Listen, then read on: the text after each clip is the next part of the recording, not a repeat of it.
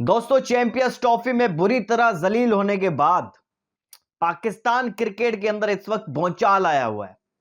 हर रोज कोई नई खबर सामने आ रही है। कभी जैसन गिलेस्पी आकिब जावेद को जोकर कहता है कि आकिब जावेद उनको उनके खिलाफ कैंपेन चला रहे थे, वो कोच बनना चाहते थे। कभी शोएब मलिक अहमद शहजाद को जवाब देता है कि भाई ये 50 लाख मेरे लिए क्या है, 50 लाख मैं उससे ज्यादा कमाता था। कभी मोहम्मद हफीज फॉर्मर क्रिकेटर्स को आईना दिखाते हैं कि भाई आपने क्या उखाड़ लिया 1999 और 2003 के वर्ल्ड कप्स में। आपको जब इतने अच्छे खिलाड़ी मिले थे तब आपने क्या मैचेस जीत के दिखाए इंडिया के खिलाफ। और कभी बाबर आजम के वालिद साहब सामने आ जाते हैं, वो ट्वीट करते हैं अपने बेटे के लिए कि भाई अगर यहां से फिर तलवारें चलेंगी तो आपसे बर्दाश्त नहीं होगा। और वो कहते हैं कि भाई मेरा पूरा हक है अपने बेटे के लिए बात करने का, क्योंकि वो कहते हैं कि सबसे पहले मैं हूं उनका कोच, मैं हूं उनका मेंटोर। और वो फॉर्मर क्रिकेटर्स को कह रहे हैं कि भाई अल्फाजों का चुनाव बड़ा सोच समझ कर करें, और जब अगर यहां से आएंगे अल्फाज, यहां से अगर तोब चलेंगे तो फिर आपसे बर्दाश्त नहीं होगा। तो बहुत सारी चीजें इस वक्त जो है। और एक और चीज, टाइम आउट, पाकिस्तान का पहला खिलाड़ी टाइम आउट हुआ है। कुछ लोग कहते हैं सौ शकील सो रहा था, कुछ लोग कहते हैं कि सौ शकील वॉशरूम में था, 3 मिनट से ज्यादा टाइम हो गया तो वो टाइम आउट हो चुके। बहरहाल इन सब चीजों में बात करते हैं। सबसे पहले बात करते हैं आकिब जावेद पर। जैसन गिलेस्पी ने आकिब जावेद के ऊपर एक ट्वीट किया। उन्होंने क्या लिखा मैं आपको पढ़ के बता दूं। भाई जैसन गिलेस्पी ने सोशल मीडिया पर आकिब जावेद पर इल्जाम आयद किए। उन्होंने कहा कि आकिब जावेद वाज़ेह तौर पर गैरी क्रिस्टन और मेरी साख को नुकसान पहुंचाना चाहते थे। आकिब जावेद तमाम फॉर्मेट्स के कोच बनना चाहते थे, हमारे पीछे वो कैंपेन करते थे।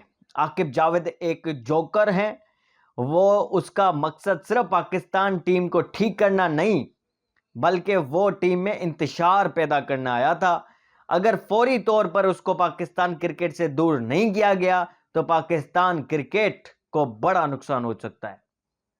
और उसका मकसद टीम में कुछ खिलाड़ियों के कैरियर को तबाह करना था। चैंपियंस ट्रॉफी में जानबूझकर उसने एक ओपनर शामिल किया ताकि out of form Babar Azam पर ओपनिंग का बोझ डाला जाए और उसको मजीद प्रेशर में डाला जाए। यह कहना था जैसन गिलेस्पी का। देखिए, बाबर आजम के साथ कुछ नाइंसाफियां तो हुई हैं। एक तो ये कि उनको ओपनिंग पे लेके आए, ठीक है, और फिर आकिब जावेदी उनको लेके आया। और आकिब जावेदी थे जिन्होंने बाबर आजम को ड्रॉप किया था टेस्ट स्क्वाड से। और आकिब जावेदी थे जिन्होंने बाबर आजम को अभी T20 स्क्वाड से फारिग किया है। अब एक ओडीआई फॉर्मेट रह गया है जहां से आकिब जावेद ने अभी तक बाबर को फारिग नहीं किया है।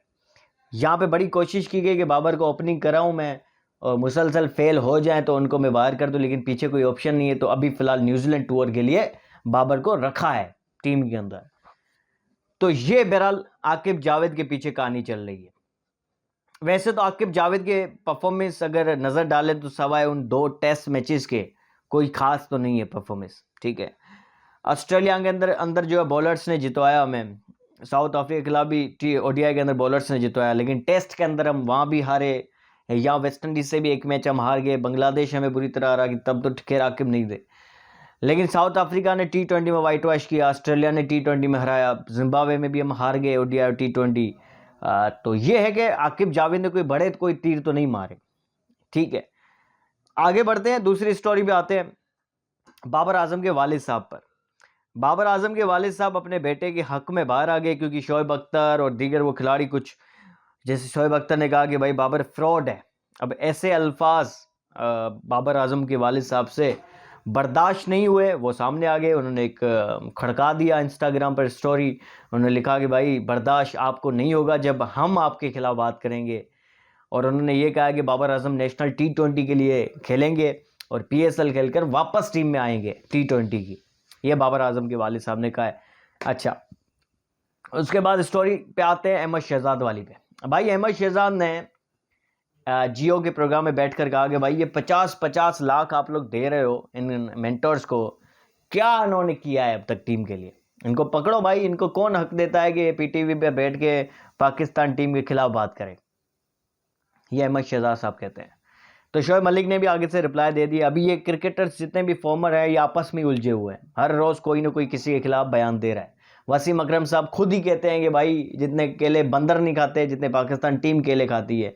अब जैसे ही ये पाकिस्तान पहुंचे तो मीडिया के सामने कहते हैं कि हमें तनकीद नहीं करनी चाहिए। तनकीद जब आप टीवी पे बैठ रहे हो वहाँ पे रेंटिंग के चक्करों में आके आप कुछ भी बोल रहे हो, अब मीडिया के सामने तो आप यही कहोगे कि भाई हमें सपोर्ट करना चाहिए ये वो। तो ये आप दोहरा मयार देखें, हाइपोक्रेसी देंगे हमारे क्रिकेटर्स की। तो हफीज़ के ऊपर भी यही कहानी थी। हफीज़ ने फॉर्मर क्रिकेटर्स को कहा कि भाई 1999 में 2003 में आपने क्या उखाड़ लिया, आपने क्या जीत के दिखाया कुछ, जो आज जो है हमारी टीम के ऊपर आप तनकीद कर रहे हैं। हफीज़ कह रहे हैं कि मैंने फिर भी 2009 जितवाया, चैंपियंस ट्रॉफी का फाइनल 17 जितवाया, आपने क्या उखाड़ लिया। तो ये आपस में अभी उलझे हुए हैं, पाकिस्तान टीम पर तनकीद करते करते ये खिलाड़ी अब आपस में ही उलझ रहे हैं। बाबर आजम ने के वालिद साहब ने मज़ीद क्या कहा, मैं वो आपको मैं पढ़ के बता देता हूँ। अभी एक इंस्टाग्राम स्टोरी उन्होंने की है, लगाई है उन पर। तो वो उसमें मज़ीद यही कह रहे हैं कि भाई बाबर आजम नेशनल T20 और अपना क्या नाम है नेशनल T20 और PSL खेलेंगे। अच्छा मैं पढ़ के बता देता हूँ। भाई ICC T20 team of the year का रुकन रहे बाबर आजम, फिर भी उनको ड्रॉप किया गया। हालांकि वाकई में सही कह रहे हैं, 2024 की वो T20 team of the year में थे। उसके बाद नेशनल T20 और PSL में खेलकर इंशाल्लाह बाबर आजम वापस आ जाएगा। उन्होंने कहा कि लोग कहते हैं कि बाबर का बाप जो है ज़्यादा बात करता है, वो उनको जवाब दे रहे हैं कि मैं उनका पहला कोच हूँ और पहला मेंटर हूँ, तो मेरा हक है अपने बेटे के हक में बात करना। तो उन्होंने ये भी कहा कि भाई अपने अल्फाजों का चुनाव जो है, फॉर्मर क्रिकेटर्स को कहा है, साबिक का खिलाड़ियों को, तो अपने अल्फाजों का चुनाव ठीक रखें, वरना हम जब बात करें तो फिर आपसे बर्दाश्त नहीं होंगे। तो ये बेसिकली उन्होंने कहानी की है, ट्वीट की है। आपको ये कैसी लगी स्टोरीज़?